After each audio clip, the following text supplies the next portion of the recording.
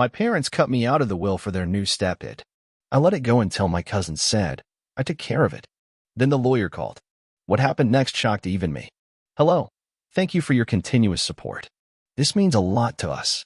If you enjoy the stories we share, kindly subscribe to this channel. It will be great if you can leave a comment on which city you are watching from. We might just give you a shout out in our next story. Today's special shout out goes to Justin Freeman from Ohio. We are glad you enjoy our stories. Now let's dive into the details of today's story. The air in my parents' living room smelled like lemon polish and regret. I'd driven an hour to their little brick house on the edge of town, expecting nothing more than the usual Sunday routine. Mom fussing over a pot roast, Dad grumbling about the football scores, maybe a half-hearted argument about whose turn it was to mow the lawn. Instead, I walked into a scene that felt rehearsed, like they'd been waiting to spring it on me. Mom sat stiffly on the floral couch, her hands folded in her lap like she was posing for a portrait. Dad stood by the fireplace, poking at ashes that hadn't burned in years, avoiding my eyes. And there, perched on the armchair like she owned the place, was Mia, my stepsister-in-law, or whatever you call the wife of your dad's stepson from his second marriage. 2 years in the family, and she'd already claimed the throne. Sit down, honey, Mom said, her voice too bright, the kind of tone she used when she was about to sell me on something I wouldn't like. We need to talk about the future. I dropped into the recliner, the one I'd napped in as a kid, and waited. The future, huh? That could mean anything, retirement plans, a cruise they'd been eyeing, maybe even selling the house. I wasn't ready for what came next. Your father and I have been thinking, she went on, glancing at Dad, who still wouldn't look up, about the will. Things have changed, you know, with the family growing. I nodded, half listening. The will. Sure. I'd never given it much thought. It was theirs to do with as they pleased, though I'd assumed, after 32 years of being their only kid, it had come my way when the time came. The house, the savings, the old Chevy Dad swore he'd fix up someday. Not that I was counting on it. I built my own life, a decent job managing a hardware store, a small apartment, no debts. I didn't need their money. But still, it was ours, a tether to the past. Then Mom dropped the bomb. We've decided to leave everything to Mia. The words hit like a slap, sharp and cold. I blinked, waiting for the punchline, but Mom just pressed her lips into a thin smile, the kind she'd flash at church when someone complimented her casserole. Dad coughed into his fist, still jabbing at the fireplace. Mia leaned forward, her dark hair spilling over one shoulder, her green eyes glinting with something I couldn't place, satisfaction, maybe, or triumph. What? I managed, my voice cracking like a teenager's. Everything. Well, not everything, Mom said quickly, as if that softened it. You'll get some personal items, your grandma's quilt, a few things like that.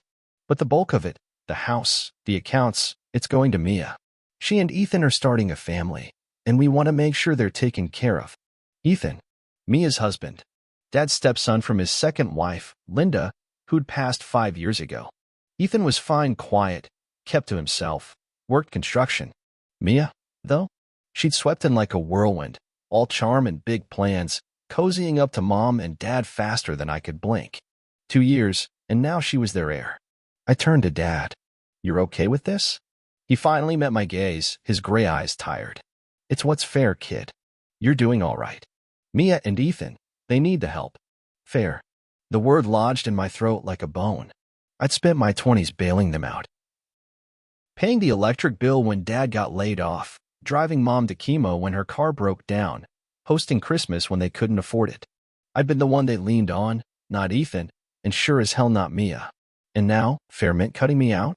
Mia spoke up, her voice smooth as silk. I hope you're not upset, Alex. It's not personal. We've got dreams, you know? A house of our own, a baby on the way. This means the world to us. I stared at her, the rehearsed sincerity dripping off every word. A baby on the way? That was news. Convenient timing, too. My hands clenched the arms of the recliner, the worn leather creaking under my grip. When did you decide this? I asked, looking back at Mom. A while ago, she said vaguely, waving a hand. We've been meaning to tell you. A while ago, I echoed. And you didn't think to mention it until now? We didn't want to fuss, Dad said gruffly. It's done. Papers are signed. Signed. Final. I felt the room tilt. The familiar walls closing in. 32 years, birthdays, skin knees, late-night talks about nothing erased in one clean stroke. I wasn't their kid anymore. I was the spare, the one who didn't need help. I stood, my legs shaky. I need some air. Alex, don't be dramatic, Mom said, but I was already heading for the door. Mia called after me, something about staying for dinner, but her voice faded into the hum of my pulse. Outside, the February air bit at my face, the sky a flat, gray slate. My truck was parked crooked in the driveway.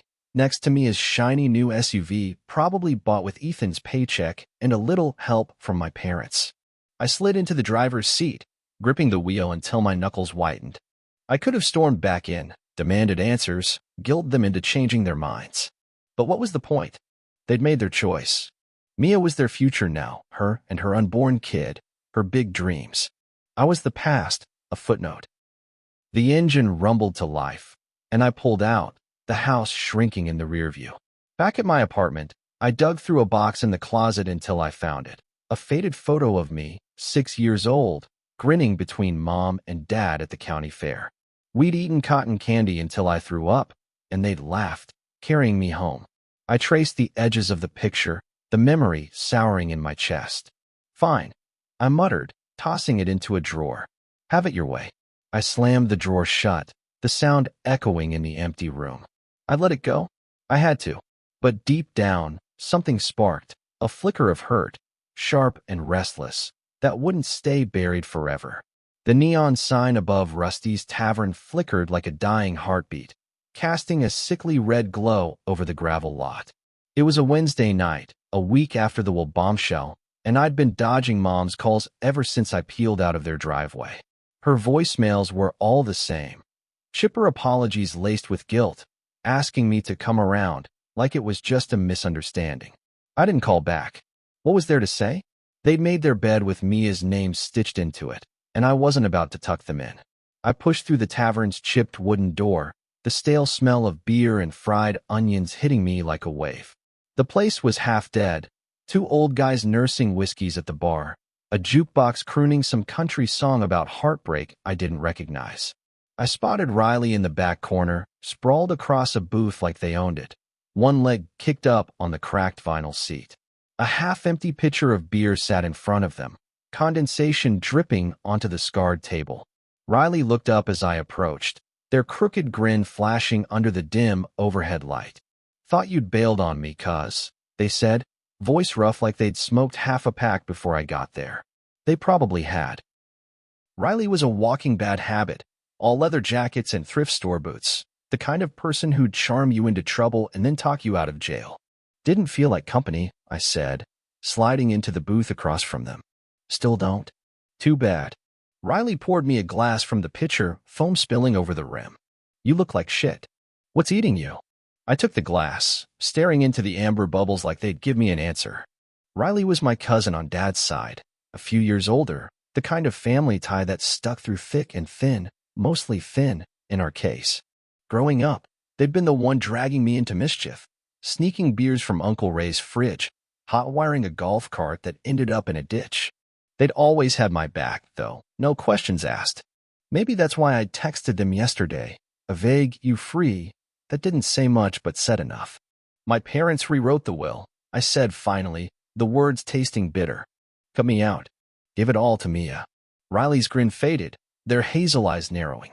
They leaned forward, elbows on the table, the silver rings on their fingers clinking against the glass. "Mia? The gold digger with the fake lashes? That's the one." I took a long swig, the beer cold and sharp. "House, money, everything. Mom says it's fair."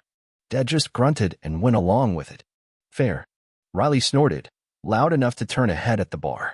"You've been their ATM for years, Alex. Remember that winter Dad's truck died, and you covered the tow? Or when Aunt Linda, God rest her, passed, and you handled the funeral so they wouldn't have to? And now they're handing it all to that leech?" I shrugged, tracing a scratch on the table with my thumb. "They say she needs it more. Her and Ethan, starting a family or whatever." "Bullshit." Riley slammed their glass down, sloshing beer onto the wood.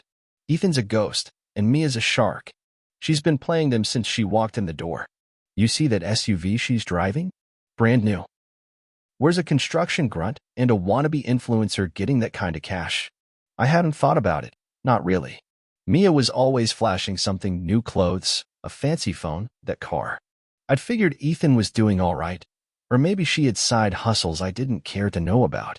But Riley's words gnawed at me, stirring up the hurt I'd been trying to bury. Doesn't matter, I said, leaning back.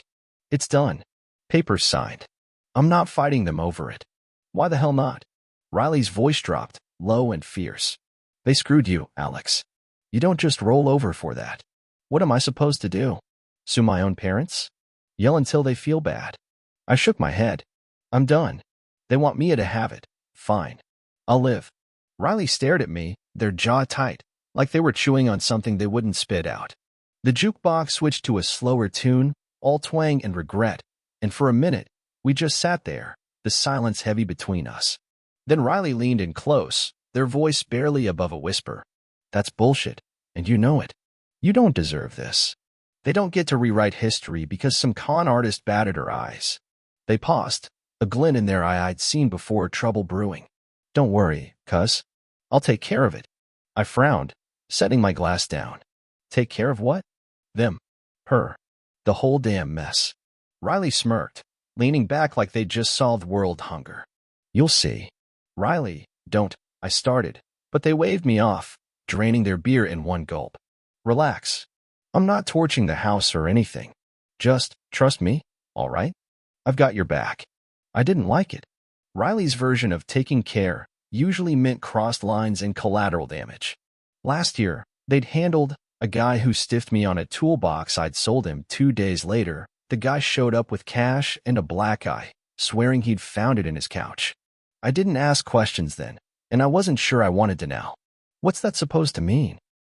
I pressed, but Riley just shrugged, pouring another round. Means I'm not letting this slide. Your family. They forgot that. I won't. I opened my mouth to argue, but something stopped me, the edge in their voice, maybe, or the way their knuckles looked raw, scraped pink under the bar lights. Had they been in a fight? Or was it just Riley being Riley, rough around every edge? I let it drop, the beer turning sour in my gut. We drank in silence after that, the tavern's hum swallowing my doubts. Riley paid the tab, cash, crumpled bills from their pocket, and we stepped into the cold night. They clapped me on the shoulder as we parted ways, their grin back in place. Chin up, Alex. Shit's gonna turn around. I watched them stalk off toward their beat-up motorcycle, the engine roaring to life before they peeled out. My truck waited across the lot, quiet and steady, but I didn't move. Riley's words looped in my head. I'll take care of it. And a chill crept up my spine that had nothing to do with the February wind. I'd wanted to let it go, to walk away clean. But Riley? They weren't the letting go type. And now, I had a sinking feeling I'd just lit a match I couldn't put out. The week after meeting Riley at Rusty's dragged by in a haze of routine. I threw myself into work, restocking shelves, ringing up nails and paint cans, nodding at customers like nothing was wrong. The hardware store's hum of power tools and small-town chatter drowned out the noise in my head most days, but nights were harder. I'd sit on my sagging couch, flipping channels I didn't watch, the silence of my apartment pressing in like a weight. Mom's last voicemail, left 2 days ago, sat unplayed on my phone. Alex, sweetie, let's talk. We miss you. Miss me. Sure. They missed the version of me who didn't ask questions. Riley hadn't called, either. That didn't surprise me. They weren't big on updates. But their words from the bar, I'll take care of it, kept circling back, a low buzz I couldn't shake. I told myself it was nothing. Riley talked big. Always had. Probably just blowing off steam.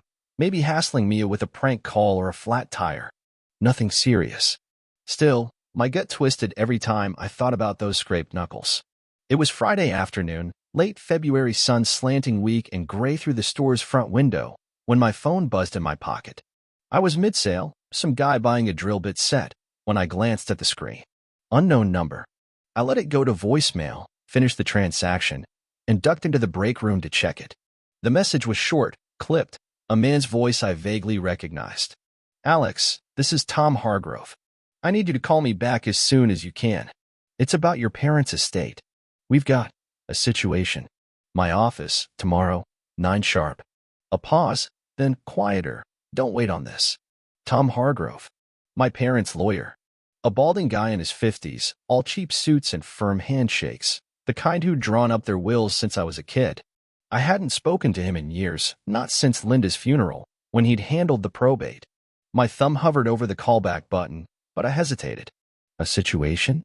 What the hell did that mean? My first thought was the worst. Something happened to mom or dad. A heart attack. A fall. But Hargrove's tone wasn't grief. It was nerves, like he was holding something hot and didn't know where to drop it. I hit redial. He picked up on the second ring. Tom Hargrove. It's Alex, I said, leaning against the break room's chipped counter. What's going on?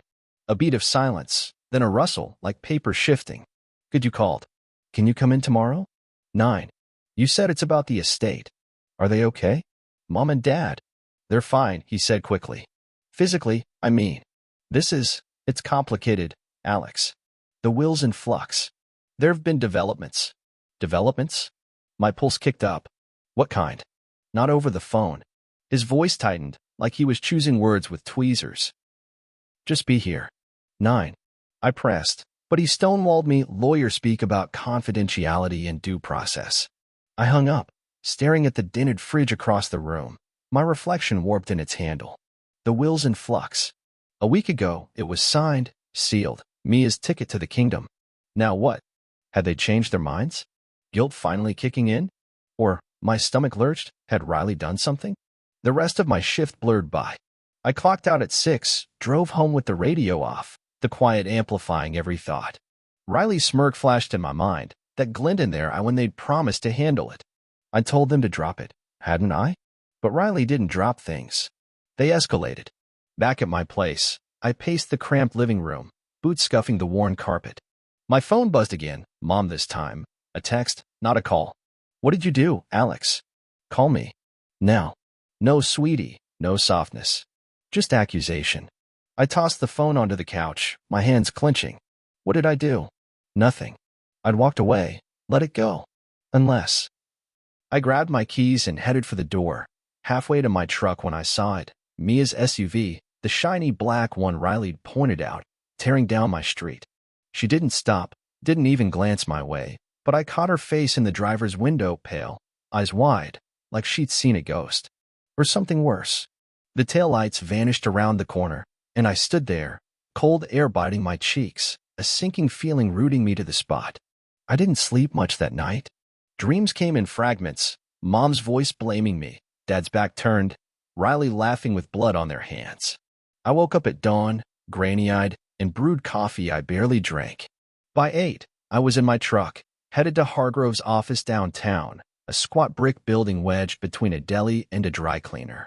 The waiting room smelled like old magazines and desperation, the receptionist's fake smile doing nothing to ease the knot in my chest. At 9 sharp, Hargrove ushered me into his office.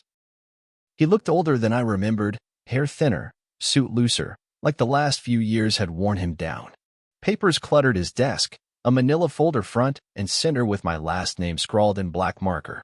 He sat, folding his hands, and fixed me with a look that was half pity, half caution. Thanks for coming, Alex, he said, voice low. This isn't easy to explain. Then don't dance around it, I snapped, sharper than I meant. What's the situation? He exhaled, sliding the folder toward me but not opening it. Your parents called me 2 days ago. Said they wanted to amend the will again. I figured it was a tweak. Happens all the time. But then yesterday, I got evidence. Stuff that changes everything.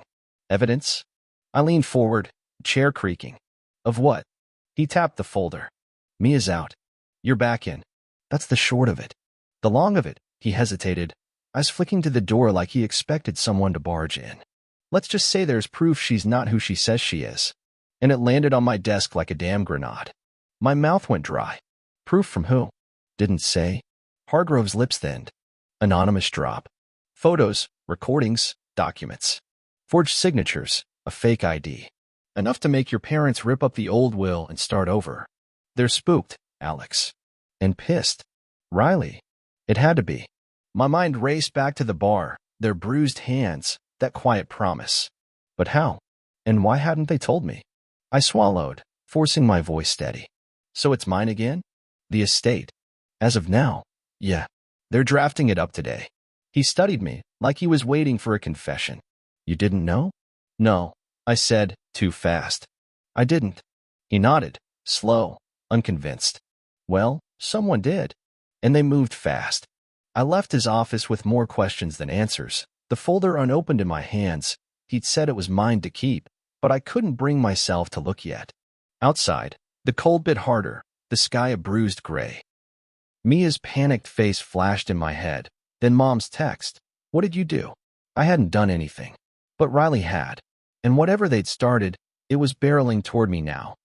The folder from Hargrove's office sat on my passenger seat like a live wire, buzzing with secrets I wasn't sure I wanted to touch. I drove home from downtown in a daze, the truck's heater rattling against the February chill, my hands tight on the wheel. The streets blurred past, strip malls, bare trees, a gas station clerk salting the lot. But all I could see was Mia's face, pale and frantic, speeding by last night. And Riley's voice, low and sure, I'll take care of it. Whatever they'd done, it had flipped the will overnight. I should have felt victorious. Instead, I felt like I'd stepped into quicksand. Back at my apartment, I tossed my keys on the counter and sank onto the couch, the folder in my lap. My fingers hovered over the edge, the manila paper creased and warm from the truck. Hargrove's words echoed, proof she's not who she says she is, and curiosity won out over dread. I flipped it open. The first thing was a photo, grainy but clear. Mia, or someone who looked like her, smirking outside a rundown motel, a guy in a hoodie handing her an envelope. The timestamp was 3 years old, before she'd met Ethan. Next, a photocopy of an ID, same face, different name. Maria Delgado, born in Nevada, not the Mia Harper she'd sold my parents on. Then a recording transcript, typed out in Hargrove's neat scrawl. Mia's voice, syrupy and sharp, talking to someone unnamed. They're old, they trust me. Just push the signature, and we're set. A bank statement followed, Ethan's account, with deposits from an offshore account that didn't match his paycheck. Thousands, funneled in over months. I leaned back, the papers trembling in my hands. Mia wasn't just a gold digger. She was a con artist, playing a long game. The forged signatures, my parents' names on it dated weeks before they'd told me, clinched it. She'd manipulated them, maybe drugged them into signing, then played the doting daughter-in-law while pocketing cash on the side. My stomach churned. I'd been right to distrust her, but seeing it laid bare like this, it wasn't satisfaction. It was disgust. The phone rang, shattering the silence. Riley's name lit up the screen. I answered, my voice rough. What the hell did you do? A low chuckle crackled through. Hey, cuz. Guessing you talked to the lawyer. Yeah. And I've got a folder full of Mia's dirty laundry. You gonna tell me how it got there? Magic, Riley said, smug as ever. Nah, seriously, took some digging. Found a guy who knew a guy. Mia's been running scams since she was a kid. Fake names, fake tears. She's good, I'll give her that. I gripped the phone tighter. So you, what? Hacked her life? Paid someone off? Something like that. Riley's tone shifted, cagey. Point is, I dropped the bomb on Hargrove's desk. Anonymous, clean. Your folks saw the truth, and boom, you're back in the game. Clean. I stood, pacing the room. Mom's texting me like I'm the devil. Mia peeled out of here last night like she'd seen a ghost. This isn't clean, Riley. Relax. Mia's spooked because she knows she's busted. Your parents will cool off once they realize she played them. You're welcome, by the way. I stopped by the window, staring at the gray street below. A stray cat darted across, dodging a puddle. How'd you even get this stuff? Photos, recordings, none of this is legal. Riley laughed again, sharper. Since when do you care about legal? I fixed it, Alex.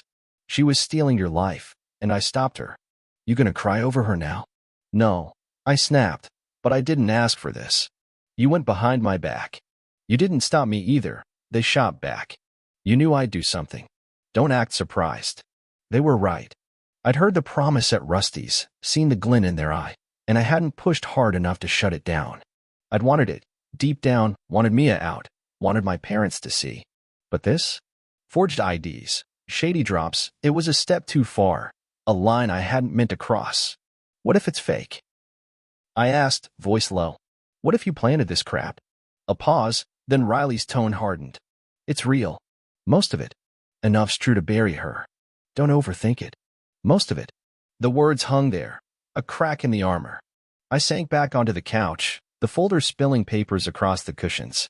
You should have told me. Would have slowed me down. You're too soft for this, Alex. Always were. Riley softened, just a touch. Look, it's done. You've got what's yours. Enjoy it. They hung up before I could argue, leaving me with the dial tone and a mess of evidence I couldn't unsee. I spread it out on the coffee table, photos, transcripts, bank records, piecing together Mia's double life. She'd conned others before my parents, small-time marks in Vegas and Phoenix, then latched on to Ethan like a lifeline. The baby story? Probably a lie to seal the deal. My parents had bought it all, hook, line, and sinker. But Riley's, most of it, not at me. Had they doctored the recordings? Staged the motel photo? I couldn't tell, and that was the problem. I'd won, but the victory felt tainted, built on quicksand. I thought of Mia's face last night, terrified, not just caught. What had Riley done to her? The doorbell buzzed, sharp and sudden. I shoved the papers back into the folder and crossed to the peephole. Ethan stood there, hands in his pockets, his broad frame slouched like he hadn't slept. I opened the door, bracing myself. Alex, he said, voice flat. We need to talk. He stepped inside without waiting, his work boots tracking mud onto my rug. His face was haggard, stubble thick, eyes bloodshot. Mia's gone, he said, no preamble. Left last night. Took her stuff and split. Your parents are losing it, saying you set her up. I didn't, I started, but he cut me off. Save it. I saw the will stuff. Hargrove called me too. She's out of the picture, you're back in. Convenient, huh? His jaw tightened. She swore she didn't forge anything. Said someone's framing her. My throat closed up. You believe her? I don't know what to believe, he admitted, running a hand through his hair. She's lied before, little stuff, money mostly. But this? She was crying, Alex. Scared shitless. Said she had to run before they got her. They? I echoed, but I knew. Riley. Ethan shrugged, defeated. She wouldn't say. Just bolted. I'm not here to fight. Just figure out what's real. I wanted to tell him. About Riley, the folder, the half-truths. But the word stuck. Instead, I said, I didn't set her up. That's all I know. He nodded, slow, like he didn't buy it, but didn't have the energy to push. Yeah. Well, congrats, I guess. You won. He left, the door clicking shut behind him, and I stood there, the folder heavy in my hands. Won. Sure. Mia was gone. The will was mine, but the cost was piling up. Ethan's broken stare, my parents' rage, Riley's shadow stretching longer than I'd bargained for. I'd wanted justice, not this unraveling mess. And yet, here I was, neck deep in it. Ethan's muddy boot prints were still smeared across my rug when my phone lit up with Mom's number. I'd been staring at the folder on the coffee table, its contents spilling out like a crime scene, when the call came through. I let it ring twice, debating silence, but the guilt, or maybe the need to know, won out. I answered, bracing myself. Alex. Mom's voice was a knife, sharp and trembling. What the hell did you do? I stood, pacing to the window, the gray afternoon light filtering through smudged glass. I didn't do anything, Mom. What's going on? Don't lie to me, she snapped, louder than I'd heard her in years. Mia's gone, packed up and ran off last night, crying to Ethan about some conspiracy. Your father and I got a call from Hargrove this morning, saying the will's changed again because of evidence. Evidence you sent, I'm guessing? No, I said, firm, though my pulse hammered. I didn't send anything. Then explain it. Her breath hitched, anger cracking into something raw. Photos, recordings, stuff saying Mia's a liar, a thief. Hargrove showed us. Your father's a wreck, thinking we trusted a stranger over you. And now you're back in the will, like magic. You expect me to believe this isn't your doing. I gripped the phone, my free hand raking through my hair. Riley's shadow loomed large, but I couldn't throw them under the bus. Not yet, not without knowing the full play. I didn't ask for this, Mom. I was as shocked as you when Hargrove called. Shocked, she echoed, bitter. You've been sulking since we told you about Mia. Walking out, ignoring my calls. And now this? It's spite, Alex. You couldn't let it go. That's not... I stopped, the words tangling. She wasn't wrong about the hurt, the resentment simmering since that Sunday. But spite? This was Riley's game, not mine. I didn't send Hargrove anything. Someone else did. Who? She demanded. Ethan? He's as lost as we are. Tell me who. I don't know. I lied, the folder's weight burning in my peripheral vision. Maybe Mia pissed off the wrong person. A long silence stretched, her breathing heavy on the line. When she spoke again, it was quieter, colder. We trusted you, Alex. All those years, you were our rock. And now you've torn this family apart. I hope it was worth it. Mom, wait, the call cut off, the dial tone buzzing in my ear. I tossed the phone onto the couch, cursing under my breath. Torn the family apart? They'd done that when they signed me out of their lives for Mia's crocodile tears. But the accusation stung, burrowing deep. They thought I'd orchestrated this, some petty revenge plot. And Riley's fix had painted me as the villain. I needed air. I grabbed my jacket and stepped outside, the February wind cutting through the fabric. The street was quiet, too quiet, the kind of stillness that prickles your neck. I'd barely made it to my truck when my phone buzzed again. Riley, bad time?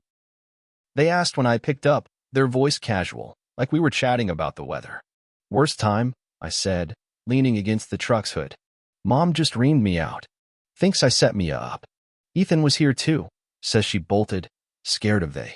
That you? Riley chuckled, low and rough. She's dramatic. I didn't touch her, if that's what you're worried about. Just leaned on her a little. Showed her some of what I found. Gave her a choice. Walk away or watch it all go public. Leaned on her. I snapped. She's gone, Riley. Ethan's a mess. My parents hate me. This isn't fixing anything. It's a damn explosion. Collateral damage, they said, unperturbed. They'll cool off. Your folks will see Mia for what she is, a snake. And you've got the estate back. Quit whining. Whining? I kicked a rock across the pavement, frustration boiling over. You didn't see Ethan's face. Or hear Mom. They think I'm behind this, and you're out here playing puppet master. Then tell them it was me. Riley shot back. Go on. Throw me to the wolves. But you won't, because you wanted this too. Don't pretend you didn't. I froze, the truth in their words cutting deeper than Mom's. I'd hated Mia, hated the betrayal. I hadn't stopped Riley at Rusty's, hadn't wanted to, not really. But this mess? It was bigger than I'd bargained for. Just back off, all right? It's done. Sure, Riley said, too easy. Enjoy the win, cuz. They hung up, leaving me with the wind and my spiraling thoughts. I drove to the store, needing distraction, but the day unraveled further. At dusk, I came home to a surprise, a brick wrapped in a crumpled note, lying amid shattered glass on my living room floor. The window above the couch gaped open, jagged edges glinting in the fading light. I picked up the brick, my hand shaking as I unfolded the paper. Scrawled in black marker, "You'll pay." No signature, but it didn't need one. Mia? Ethan? Someone Riley crossed in their digging? I swept up the glass, taped a trash bag over the hole, and sat in the dark, the brick heavy on the table beside the folder. My phone stayed silent. No more calls from Mom, no follow-up from Riley. Just me and the threat, stark and real.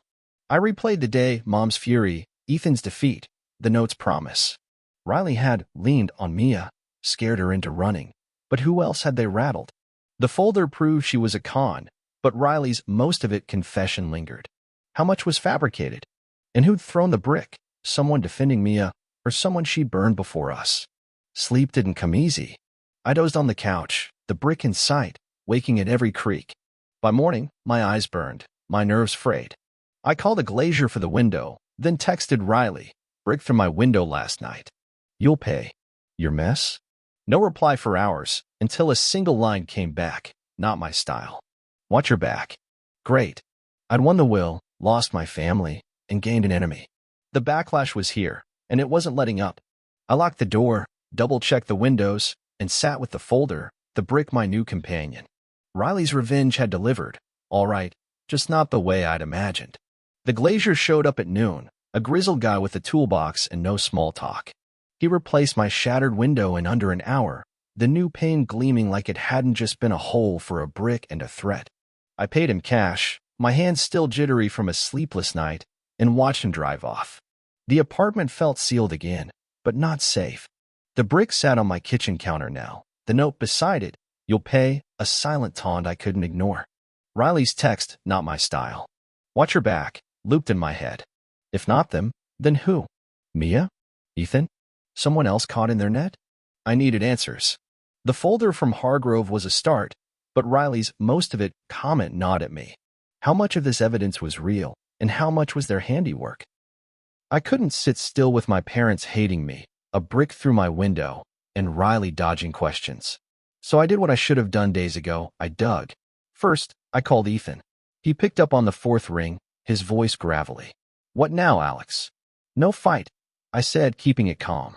"Just need to know. Mia say anything else before she left? About who scared her?" A long pause, then a sigh. "She was a wreck. Kept saying they'll ruin me, wouldn't name names. Said she had to disappear or it'd get worse. I thought she meant you, but," he trailed off. "She took half our savings and my truck keys. Left me a note. I'm sorry." That's it. She didn't mention Riley? I pressed. "Your cousin?" "No. Why would she?" Suspicion crept into his tone. "They barely know each other." "Right?" I said, dodging. "Just checking." "Sorry, man." He grunted and hung up. No Riley in Mia's panic. But that didn't mean much. She might not know who'd cornered her. I turned back to the folder, spreading its contents across the table. The motel photo, the fake ID, the transcript, they looked legit, but I wasn't a detective. I needed someone who could sniff out bullshit. That's where Jimmy came in. An old high school buddy, now a private security guy with a side hustle in less than legal info. He owed me a favor from years back. Helped him move a couch when his ex kicked him out. I texted him, "Need a favor. Can you check some docs for me?" Discreet. His reply was quick. "Meet me at the diner, 2 p.m. The diner was a greasy spoon off the highway, all chipped formica and coffee stains. Jimmy slid into the booth across from me, his buzz cut graying, a vape pen dangling from his lips. I pushed the folder over without preamble. "Tell me what's real." He flipped through it, squinting at the photo, then the ID. "Where'd you get this?" "Doesn't matter. Can you verify it?" He grunted, pulling out his phone to snap pics of the pages. "Give me a day. I've got a guy who traces this stuff. Digital footprints, paper trails. Costs extra if you want it quiet." "Quiet," I said, sliding him 100 from my wallet. "And fast." Jimmy pocketed the cash and left, leaving me with a lukewarm coffee and a gnawing doubt. If Riley'd faked any of this, I'd have proof soon. But what then? Confront them? Tell my parents? The truth felt like a double-edged blade. Either Mia was a con and I'd been right to let Riley run, or Riley'd overplayed their hand and dragged me into a lie. That night, I met Riley at a park on the edge of town, a scrappy patch of grass and benches nobody used after dark. They leaned against a lamppost, smoking a cigarette, the orange glow flaring with each drag. I didn't waste time. "Talk," I said, stopping a few feet away. "All of it. What did you do to Mia?" Riley exhaled a plume of smoke, eyeing me like I was a kid throwing a tantrum. "Told you," leaned on her. Showed her the file, said it'd hit the cops if she didn't back off. She caved fast. "The brick through my window. Who's that from?" "Not me," they said, flicking ash. "Maybe her. Maybe someone she owes. She's got debts. Alex, shady types from her Vegas days." I stirred the pot. Could have pissed them off. "Debts." I stepped closer. "You didn't mention that." "Didn't think I had to. She's a grifter. Comes with baggage." Riley smirked, but it didn't reach their eyes. "You're freaking out over nothing. She's gone. You're in. End of story." "End of story?" I laughed harsh. "Mom disowned me. Ethan's broke. Someone's threatening me. This isn't a win. It's a train wreck." Riley straightened, tossing the cigarette. "Then walk away. Give it back to him." "But you won't, because you know Mia doesn't deserve it." "Neither do they, after screwing you." I clenched my fists, their words hitting too close. "How much of that folder's fake?" They froze, just a second, then shrugged. "Enough's real. The ID's hers, old alias.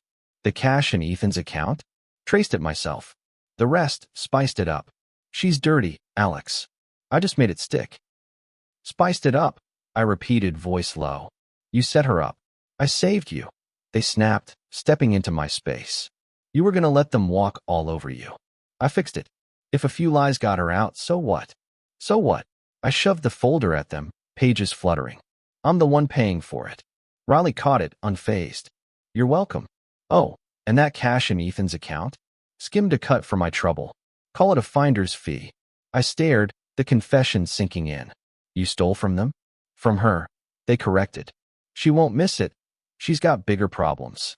They grinned, clapping my shoulder. Chill, cuz. It's over. They walked off, leaving me with the folder and a sour taste. Riley played dirty, half-truths, theft, threats, and I'd let it happen. I drove home, the park's darkness fading in my rear view, but the wait stayed. Jimmy called the next morning. Your stuff's a mix, he said, no hello. ID's legit, old record from Nevada. Bank stuff checks out, offshore accounts real. Photos doctored, background's a stock image. Transcripts bullshit, no audio file exists. Someone's playing fast and loose. Thanks, I muttered, hanging up. Riley'd been half honest. Mia was a con, but they'd padded the case with lies. And now I had a brick, a broken family, and Riley's fee to show for it. I sat on the couch, staring at the ceiling. Revenge had clawed back the estate, but the cost was piling up. Mom's voice, Ethan's note, the threat etched in marker. I'd wanted justice, not this tangled wreckage. And Riley? They'd lit the fuse and walked away, pockets lined. The inheritance was mine, but the victory felt hollow, a prize I wasn't sure I could keep. The lawyer's office smelled the same as last time, stale paper and desperation, but the air felt heavier now, thick with endings. It was Monday, 3 days after Riley's park confession, and I sat across from Tom Hargrove again, the manila folder swapped for a crisp stack of legal papers. He slid them toward me, his pen poised like a conductor's baton. It's official, he said, voice steady but weary. Your parents signed yesterday. The estate's yours, house, accounts, all of it. Mia's name's off everything. I nodded, my fingers brushing the top page. The words blurred, last will and testament, sole beneficiary, but I didn't need to read them. I'd won. After the betrayal, the brick, the lies, it was mine again. Hargrove tapped the dotted line.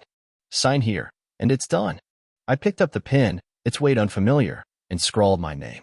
The scratch of ink on paper was loud in the quiet room, a full stop to a sentence I hadn't written. Hargrove collected the sheets, filing them with a practiced flick. Keys'll be ready tomorrow. They're moving out this week, your folks, I mean. Said they're done with the place. Moving out. I looked up, startled. Where? He shrugged, adjusting his tie. Didn't say. Your mother just told me to handle it. They're not in a talking mood, Alex. I left his office with a handshake and a hollow ache, the sign of a ghost in my pocket. Outside, the February sky hung low, threatening snow, and I drove to the house, my house now, without thinking. The brick facade loomed unchanged, but the driveway was empty, no sign of Dad's Chevy or Mom's old sedan. I parked and sat there, engine idling, staring at the front door I'd walked through 1,000 times. It didn't feel like mine, not yet. Maybe never. Inside, the silence was deafening. The furniture was still there, couch, recliner, the fireplace Dad never lit, but boxes lined the walls, labeled in Mom's neat cursive, kitchen, photos, miscellaneous. They were really leaving. I wandered to the living room, the spot where they'd dropped the wool bomb weeks ago. Mia's armchair sat empty, a faint indent where she'd perched like a queen. I sank into the recliner, the leather creaking under me, and closed my eyes. The house smelled like them, lemon polish, coffee, a hint of Dad's aftershave, but it was fading, slipping away with every packed box. My phone buzzed. Riley. I almost didn't answer, but curiosity, or habit, won. Yeah. Hey, champ, they said, voice bright. Heard you sealed the deal. Congrats. Save it. I muttered, staring at a crack in the ceiling. They're gone. Moving out. Didn't even tell me. A pause, then a low whistle. Damn. Didn't see that coming. Guess they're sore losers. Sore losers? I laughed, dry and bitter. They think I ruined them, Riley. Mom won't talk to me. Dad's a ghost. This isn't a win. It's a funeral. Perspective, cuz, they said unfazed. They screwed you first. Mia was a leech, and they fed her. You've got what's yours. House. Cash, the works. They'll come around. They won't, I said, the truth settling like dust. And I'm not sure I blame them. Riley snorted. You're too soft. Always were. Look, I'd do it again, brick and all. Family's messy, Alex. You know that. Yeah, I said softer. Messy. I hung up before they could argue, their voice still echoing. I'd do it again. They would. Riley didn't bend, didn't regret. I envied that, in a twisted way, but it wasn't me. I stayed in the house an hour, walking rooms I'd grown up in. My old bedroom was bare, the posters gone, just a twin mattress and a box of childhood junk, baseball cards, a broken Walkman. Downstairs, the kitchen held a single mug on the counter, chipped, the one Mom used every morning. I left it there, a relic I couldn't touch. Back at my apartment, I poured a whiskey, the bottle half empty from nights pacing over Riley's mess. The brick still sat on the counter, the note beside it. No more threats since, no sign of Mia or her debts. Maybe she'd run far enough, or maybe Riley'd scared off whoever'd thrown it. I'd never know, and that was its own punishment, not knowing where the pieces landed. Days blurred into weeks. The keys arrived, and I moved into the house, a slow takeover of a space that didn't fit me anymore. Ethan called once, voice flat, saying he'd found work upstate. No word on Mia. I offered condolences he didn't want, and we hung up strangers. Mom and Dad stayed silent. Hargrove said they'd rented a condo an hour away, but no address, no invite. I didn't push. One night, I dug out that old photo from the drawer, the county fair, me grinning between them, cotton candy smeared on my face. I set it on the fireplace mantel, the only decoration in a room still half-boxed. The whiskey glass sat heavy in my hand as I stared at it, the memory flickering like a dying bulb. They'd loved me then, hadn't they? Before Mia, before Riley's revenge, before I'd let it all burn down to claim what was mine. Riley stopped by a week later, unannounced, their motorcycle rumbling in the driveway. They leaned in the doorway, grinning. Place looks good. Suits you. Does it? I asked, pouring them a drink. Feels like a museum. They took the glass, clinking it against mine. Family's messy, huh? Told you. I didn't smile. Yeah, you did. We drank in silence, the house creaking around us. Riley left after one, their bike fading into the night, and I stayed on the couch, the photo watching me from the mantel. The inheritance was mine. House, money, a clean slate on paper. But the cost was etched in every quiet corner. Mom's voice gone, Dad's absence, Ethan's note, the brick's echo. Revenge had delivered, sharp and cold, but it hadn't healed anything. It had just cleared the board, leaving me alone with the pieces. I finished the whiskey, the burn familiar now, and set the glass down. The photo stared back, a kid I barely recognized, flanked by parents I'd lost twice. Once to Mia, then to Riley's fire. Justice, maybe. Victory, sure. But as the night deepened, the house settling into its new silence, I wondered if I'd traded one betrayal for another, and if the price was steeper than I'd ever admit. Thanks for listening to Ty's story all the way to the end. Did Alex get justice, or did revenge cost him too much? Drop your thoughts in the comments below. I'd love to hear what you think. If you enjoyed this twisted tale, hit that like button, subscribe, and ring the bell so you don't miss the next story. Share it with a friend who loves a good drama, and let's keep the conversation going. See you in the next one.